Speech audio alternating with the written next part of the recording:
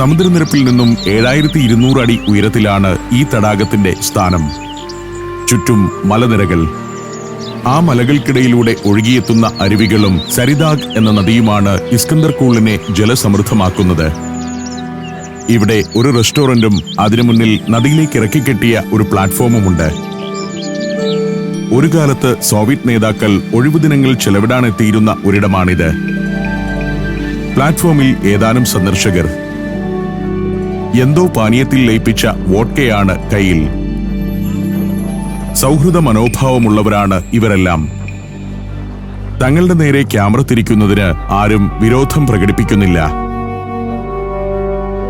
മനോഹരമായ ഒരു പ്രദേശം, നല്ല തണുപ്പ്, ഇളം വെയിലിന്റെ ചൂട്, ഇതെല്ലാം ചേർന്ന് ഹൃദ്യമായൊരു അനുഭവമാണ് ഇവിടെ ഇങ്ങനെ നിൽക്കുന്നത്. തീരത്ത് ബാർബിക്യൂ വിഭവങ്ങൾ ഉണ്ടാക്കിക്കഴിച്ചും വോഡ്ക നുകർന്നുമിരിക്കുന്ന ആളുകൾ. ഇവിടെ ചെറിയൊരു കിച്ചണുണ്ട്.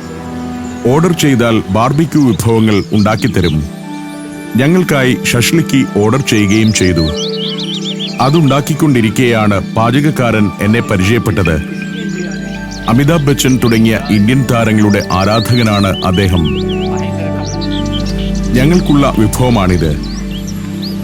കുറേയേറെ പച്ചക്കറികളും അതിനിടയിൽ അല്പം മാത്രം ഇറച്ചി കഷ്ണങ്ങളും. ഞങ്ങൾ അവിടെ നിന്നും ഭക്ഷണം കഴിച്ചു.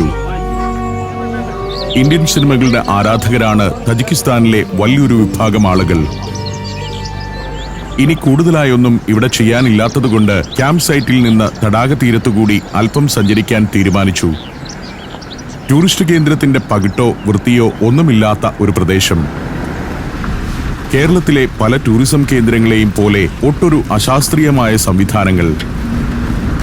ഇസ്വാൻ ഉൾപ്പെടെയുള്ളവർ എന്നെ വളരെ ആദരവോടെ അത്ഭുതങ്ങൾ കാണിക്കുന്ന മട്ടിലാണ് കൊണ്ടുപോകുന്നത്.